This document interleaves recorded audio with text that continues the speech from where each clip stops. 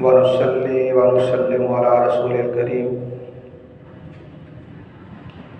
أما بعد أعوذ بالله من الشيطان الرجيم بسم الله الرحمن الرحيم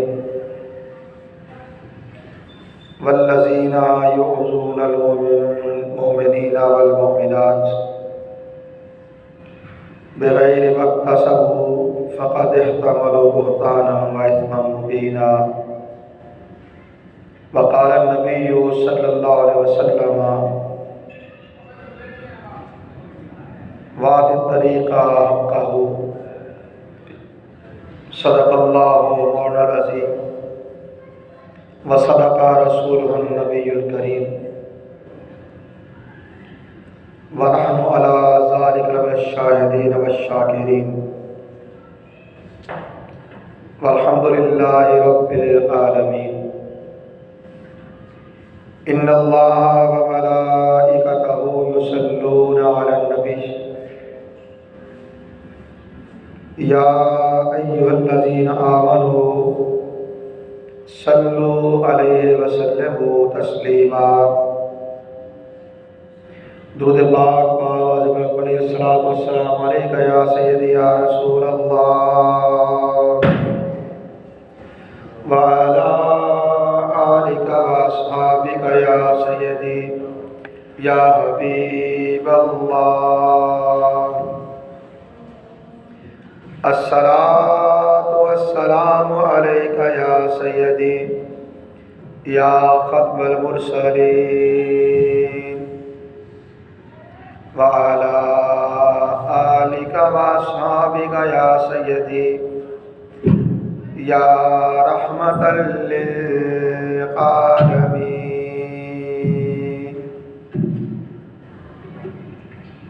اللہ رب العزت کی حمد و ثنا اور اس کے پیارے حبیب حضور احمد مجتبیٰ محمد مصطفیٰ علیہ تحیت و ثنا کی بارگاہ بے کس پناہ میں ہدیہ درود و سلام کے بعد حاضرین و سامعین محترم، اللہ رب العزت کا بے پایاں فضل و احسان ہے جس کی توفیق سے ہم جمعۃ المبارک کی ان بابرکت ساعتوں میں اس کے گھر میں حاضر ہیں۔ اللہ رب العزت نے قرآن حکیم میں ارشاد فرمایا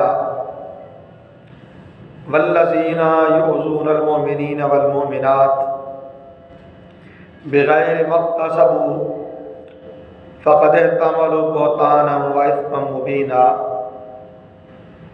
وہ لوگ جو مومن مردوں اور مومن عورتوں کو تکلیف دیتے ہیں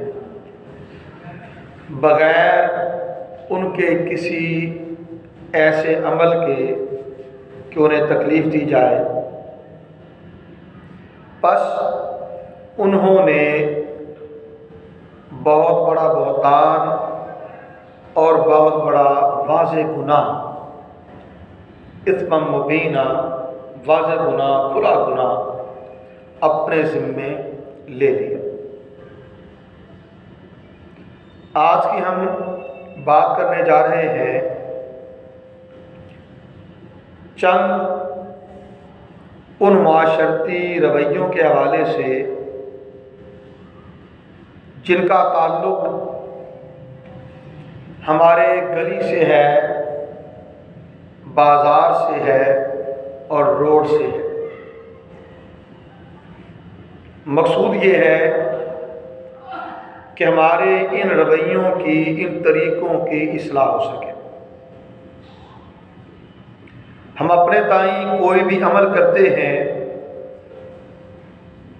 ہم نے وہ کام اپنے لیے کر لیا، ہمارا وہی عمل ہمارے ہمسائے کے لیے، ہماری گلی میں رہنے والے کے لیے، ہماری گلی سے گزرنے والے کے لیے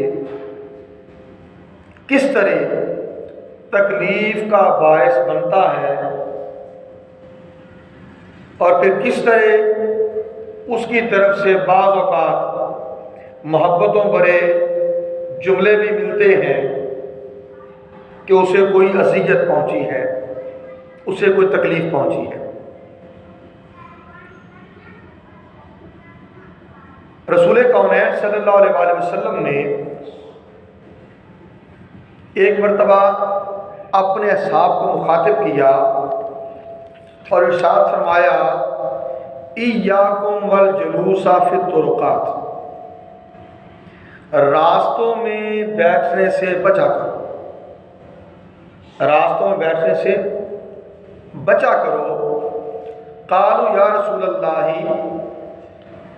ما لنا من مجالسنا بدا نتحدث فیہا، یا رسول اللہ صلی اللہ علیہ وسلم ہمارے مل بیٹھ کر مجالس کرنے میں کے بغیر گزارا نہیں ہے، ہمارا مل بیٹھ کر مجالس کرنے میں گزارا نہیں ہے کہ اس کے بغیر ہم رہ سکیں۔ نتحدث فیہا، ہم وہاں بیٹھ کر باہمی طور پہ بات چیت کرتے ہیں، گپ شپ لگاتے ہیں، بات چیت کرتے ہیں، گپ شپ لگاتے ہیں۔ قال فاما اذا ابیتم فاتوا الطریق حقہ، اگر تم راستوں میں بیٹھنے کے حوالے سے انکار کرتے ہو کہ ہماری مجبوری ہے کہ ہم راستوں میں بیٹھیں، کیا وہاں مل بیٹھ کے بات چیت کرتے ہیں، تو پھر کیا ہے؟ فاتوا الطریق حقہ، راستے کو اس کا حق دو، راستے کو اس کا حق دو۔ قالوا فما حق الطریق، یا رسول اللہ صلی اللہ علیہ وسلم راستے کا حق کیا ہے؟ راستے کا حق کیا ہے؟ ارشاد فرمایا غض البصر، نگاہ کو نیچا رکھنا، وکف الاذى،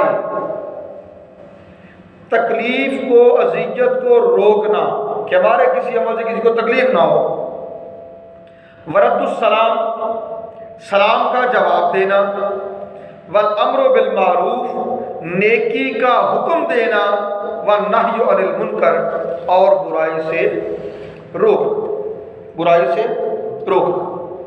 یہ 5 چیزیں اللہ کے نبی صلی اللہ علیہ وآلہ وسلم نے راستے کے حق کے طور پر بیان فرمایا۔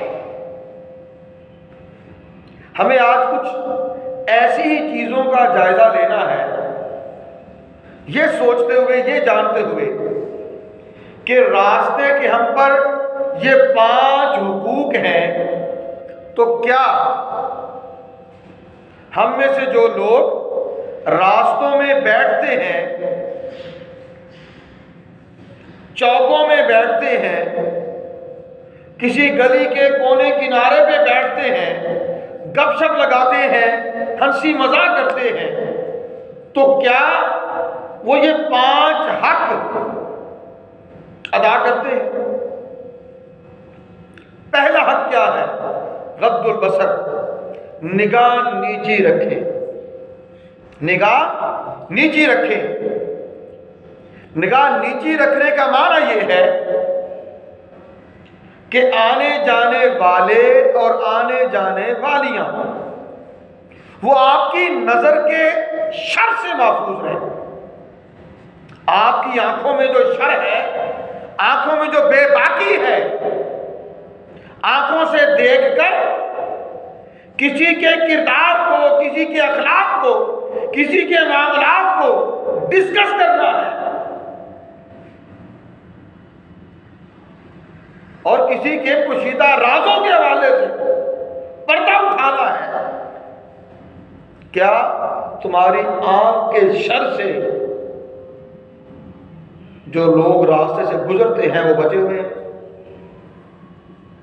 اور تم نے اپنے کام میں مشغولیت تو رکھی، کہیں ایسا تو نہیں ان کی طرف پھٹی پھٹی آنکھوں سے نگاہ اٹھا اٹھا کر دیکھتے ہو اور ان کا مذاق بھی اڑاتے ہو، کسی بات پہ لافزنی اور تانا زنی بھی کرتے ہو، کسی کو دیکھ کر کوئی آل فال وظیفہ لطیفہ بھی سناتے ہو، جس سے کسی کی عزت اچھلے، کسی کا مذاق اڑے؟ تو پہلا حق غض البصر، آنکھوں کو نیچا رکھنا، نگاہیں جھکا کے رکھنا۔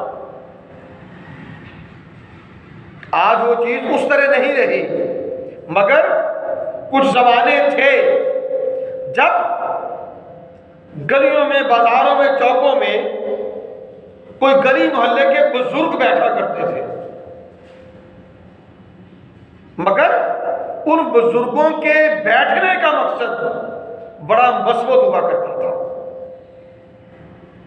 وہ ہر گلی محلے میں جہاں بیٹھنے والے ہیں، گپ شپ لگانے والے ہیں، وہ سارے محلے کی بہو بیٹیوں کو جانتے بھی ہیں اور گویا ان کی نگرانی بھی کرتے ہیں کہ کوئی انہیں پریشان تو نہیں کرتا، کوئی غیر شخص ادھر آتا جاتا تو نہیں ہے، کسی کا پیچھا کرتے ہوئے کسی کو پریشان تو نہیں کرتا۔ مگر آج شومی قسمت رویہ مختلف ہو چکا۔ آج گلی محلے کے بزرگ وہ تو بے شک نہ بیٹھے، مگر نوجوان ضرور گلی محلوں میں، گلیوں کے کونوں پر کھڑے ہوتے ہیں یا بیٹھے ہوتے ہیں، اور پھر جو کچھ وہ کرتے ہیں میں نہیں سمجھتا کہ وہ راستے کو اس کا حق دے رہے ہوتے ہیں، بلکہ ان کی شرانگیز آنکھیں کسی بہو، بیٹی، بہن اس کی نسبت پاک نہیں ہوتی۔ اور دوسری چیز کف الاذى، راستے سے تکلیف کو دور کرنا، راستے سے تکلیف کو دور کرنا۔ اب اس رویے کی طرف آ جائیں، کیا ہم راستے کھولتے ہیں یا تنگ کرتے ہیں؟ راستوں سے گندگی، پتھر، روڑے، کنکر یا کوئی بھی تکلیف دہ چیزیں اٹھاتے ہیں یا وہاں پھینکتے ہیں؟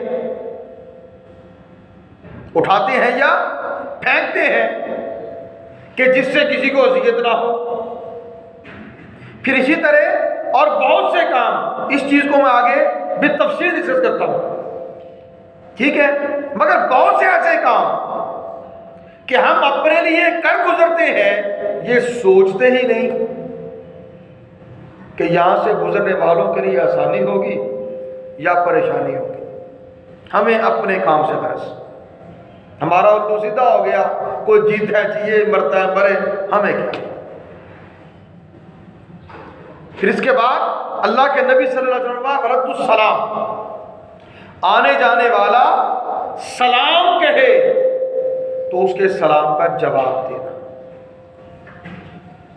سلام کہے تو اس کا جواب دینا۔ یہاں ایک رویہ ضرور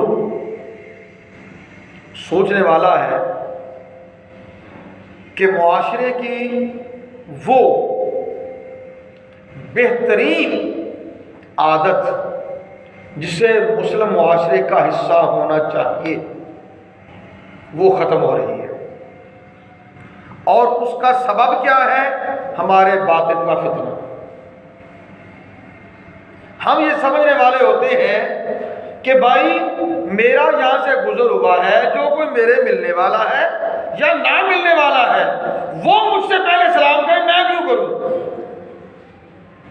میں کو کس سے لے کے کھاتا ہوں؟ میں کو کس سے ڈرتا ہوں کہ میں اسے سلام کروں؟ حالانکہ دین نے تو یہ تعلیم نہیں دی۔ اللہ کے نبی صلی اللہ علیہ وسلم نے تو یہ فرمایا افشاء السلام، سلام کو پھیلاؤ، سلام کو پھیلاؤ۔ فرمایا جو سواری پر ہے وہ پیدل والے کو سلام کرے، جو پیدل ہے وہ کسی کھڑے کو سلام کرے، جو کھڑا ہے وہ بیٹھے کو سلام کرے۔ یعنی جو اعلیٰ درجے پر نسبتاً ہے وہ دوسرے کو سلام کرے، اور اسی سلام کو اس بیماری کا علاج بتایا جو ہمارے من کی دنیا میں جنم لیتی ہے، جسے ہم تکبر اور غرور کہتے ہیں، اس کا علاج بتایا۔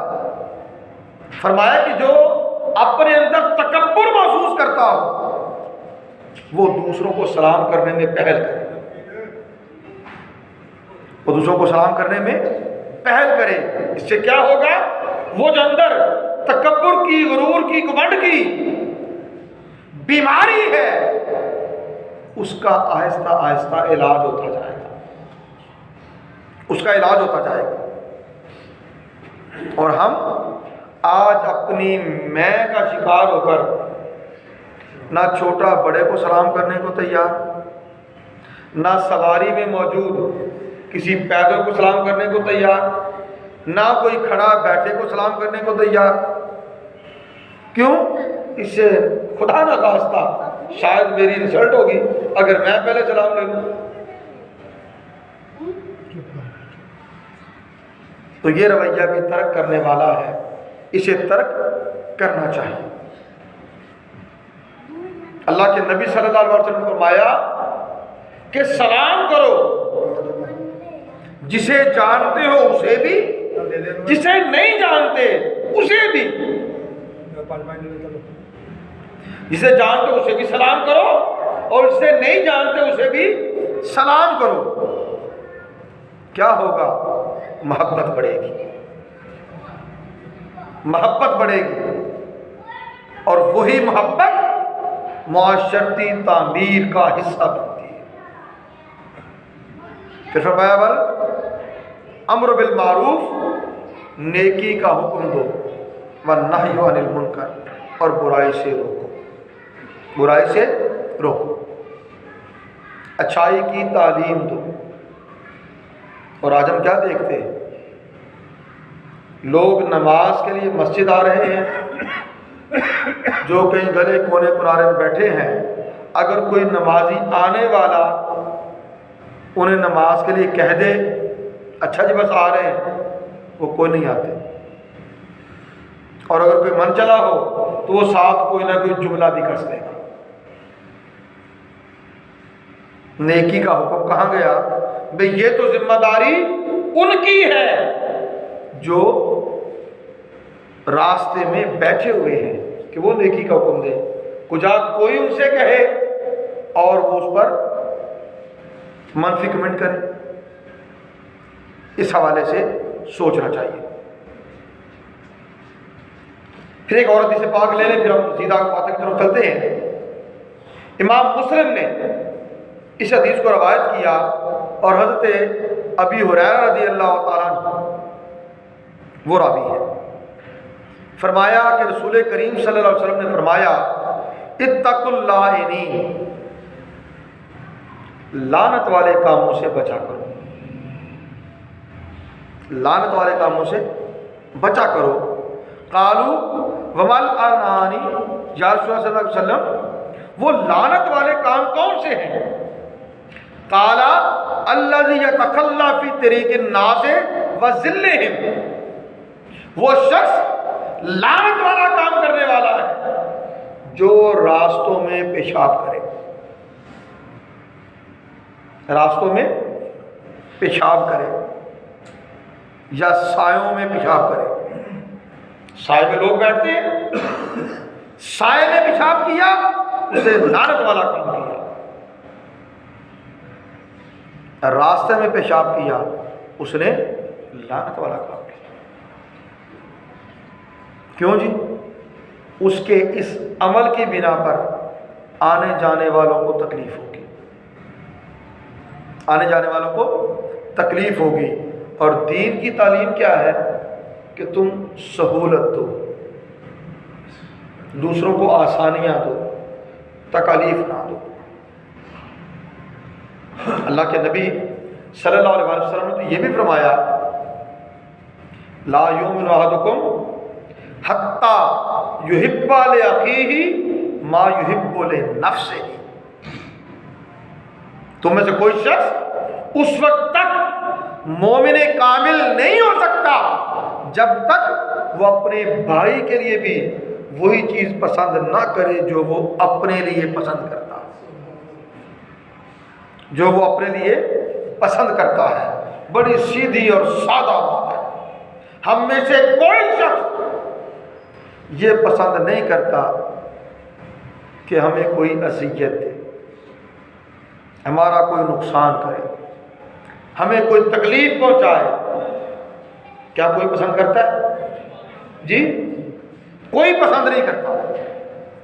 جب ہم میں سے کوئی یہ پسند نہیں کرتا کہ ہمیں کوئی تکلیف دے، کوئی دکھ پہنچائے، کوئی اذیت دے، تو پھر ہم کیوں کسی کو اذیت دیتے ہیں؟ ہم کسی کو کیوں تکلیف دیتے ہیں؟ اپنی نگاہ سے، اپنی زبان سے، اپنے ہاتھ سے، اپنے دیگر اعمال سے۔ وَآتُوا طریقہ حق کا ہو، راستوں کو ان کا حق دو، راستوں کو ان کا حق دو۔ راستے کا حق یہ ہے کہ اسے کشادہ رکھا جائے، راستے کا حق یہ ہے اسے صاف رکھا جائے تاکہ آنے جانے والوں کے لیے سہولت ہو، گزرنے والوں کے لیے سہولت ہو۔ اب اس کے لیے کن کن چیزوں سے اپنے آپ کو بچانا ہے ایک بات، اور دوسری چیز اگر کوئی دوسرا شخص ویسا کوئی کام کرتا ہے تو اسے روکنا بھی ہے، اسے روکنا بھی ہے۔ اب میں مثالیں کچھ دے رہا ہوں اور اگلی بات ساری وہ انہی مثالوں کے حوالے سے ختم ہو جائے گی۔ مقصد ذہن کی تختی پر یہ لکھنا ہے کہ جناب ہمارے عمل سے کسی کو اذیت نہیں پہنچنی چاہیے۔ جس گلی میں، جس کوچے میں ہم رہتے ہیں، ہمارا کوئی عمل ہمارے گھر کے لیے تو بہتر ہو سکتا ہے، ممکن ہے ہمارے ہمسائے کے لیے ٹھیک نہ ہو، اس گلی سے گزرنے والوں کے لیے ٹھیک نہ ہو، اس گلی میں رہنے والے دیگر جو ہمارے ہمسائے ہیں ان کے لیے اذیت اور تکلیف کا باعث۔ اب آ جائیں اس کام کی طرف۔ مکان بنا لیا، کونے پہ مکان ہے، ساتھ کونے پہ ایک ستون کھڑا کر دیا یا بڑا سا پتھر رکھ دیا، ستون کھڑا کر دیا یا پتھر رکھ دیا، کیا جی یہاں سے گزرنے والے ہمارے مکان کے کونے پہ ٹکر نہ کرے، بھائی اس سے نہ لگے۔ بھائی آپ کے مکان کا کونا تو بچ گیا، کوئی چھوٹی بڑی گاڑی گزری وہ اس سے تو نہیں لگی، مگر آپ کا رکھا گیا وہ بڑا سا پتھر اس نے کسی کی گاڑی کا نقصان بھی کیا، کسی کو ٹھوکر بھی لگائی، اور سب سے بڑھ کر یہ آپ کے اس عمل نے پر راستے کو تنگ بھی کر دیا۔ آپ کا مکان بچ گیا، آپ کا مکان بچ گیا، لیکن راستہ تنگ ہو گیا، راستہ تنگ ہو گیا تو جو کوئی گاڑی وہاں سے گزرے گی دیکھ تو آپ کی دیوار کو رہی ہے، اس کے نچلے پتھر نے اس کی گاڑی کو ڈیمیج کر دیا، کیونکہ سارا کچھ تو نظر نہیں آتا۔ اس سے بچا جائے اور منع کیا جائے۔ پھر گھر بنا لیا، بڑا سا چبوترا اس گلی میں بنا لیا جسے تھڑا کہتے ہیں، تاکہ باہر بھی چارپائی بچھا کر اس پر بیٹھ سکے۔ بھائی راستہ تنگ ہو گیا آپ کے سمجھ سے۔ یا گھر اتنا اونچا بنا لیا اس سوچ کے ساتھ کہ گلیاں اونچی ہوتی رہتی ہیں تو اللہ کرے کو 30-35 سال ہمیں ضرورت نہ پڑے، گھر اونچا بنا لیا، اس کے لیے سلوپ بنائی تو وہ آدھی گلی تک پہنچ گئی۔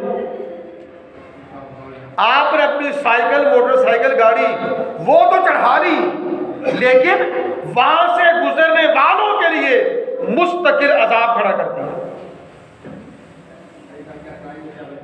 اور اگر کوئی کہہ دے کہ یہ نہ کرو، پالو دوسری گلی جو گزر جا،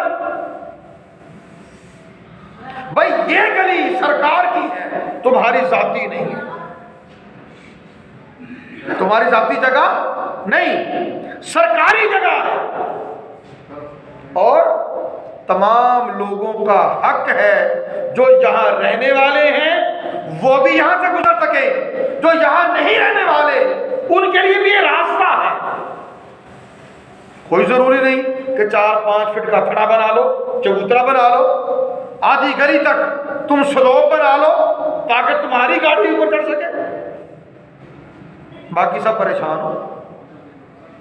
آپ نے کئی بار دیکھا ہوگا کہیں کوئی بڑی گاڑی، کوئی مٹی کی ٹرالی وغیرہ کہہ لیں، اس کو ضرورت پڑتی ہے، وہ ایک راستے سے جا رہے ہیں، آگے بڑا سا کھڑا ہے، گزر نہیں سکتی، اونچی سی سلوپ ہے وہ گزر نہیں سکتی، پھر کیا ہے جی، وہ واپس لائے دوسرے راستے سے گزرے۔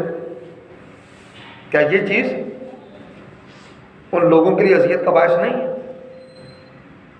پھر اگلی بات، درخت لگانا بہت اچھا کام ہے، سنت ہے، اللہ کے نبی کی سنت ہے، بھئی اپنے گھر میں درخت لگاؤ جو آپ کی جگہ ہے،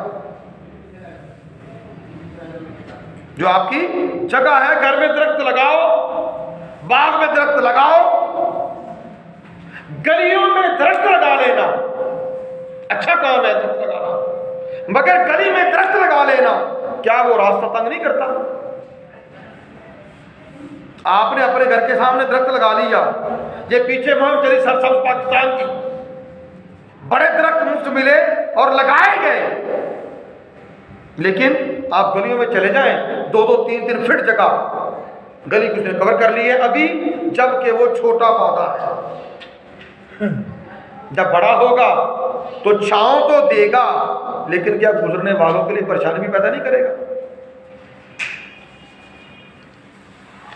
پھر ایک اور بہت اہم کام ہے، گھر بنا لیا اور اوپر پر نالا رکھا یا اوور فلو رکھا اور وہ پانی باہر گر رہا،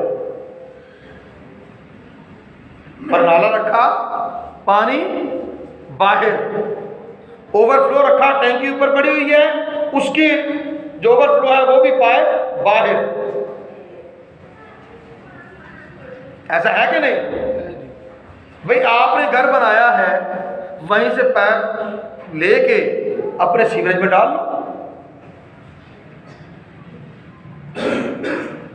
ٹینکی پانی کی آپ کی بھر گئی، آپ کو گھر میں خبر نہیں ہے کہ ٹینکی بھر چکی ہے، وہ لوگ جو راستے میں اس گلی سے گزر رہے ہیں ان پر جو چھینٹے پڑ رہے ہیں وہ دستک دے کے کہتے ہیں بھائی موٹر بند کر دو، اوپر پانی گر رہا ہے سارا، اور وہ اپنے کپڑے بھی بھگوتے ہیں، اور اگر بارش کا پانی ہو، گدلا پانی ہو تو اگلا کام بھی ہو جاتا ہے۔ اسی طرح کا ایک کام یہ بھی ہے، ہم اپنے گھر کی صفائی کرتے ہیں، گھر کو دھویا، دروازے سے گیٹ سے پانی سارا گلی میں پھینک دیا، پانی سارا گلی میں پھینک دیا، بھئی آپ کا گھر تو صاف ہو گیا، وہ جو گلی میں پانی کھڑا ہے وہ کس کی ذمہ داری ہے؟ ضرور گھر کو دھوئیں، صفائی نصف ایمان، مگر صرف اپنے گھر کے لیے نہیں، اپنی گلی کے لیے بھی۔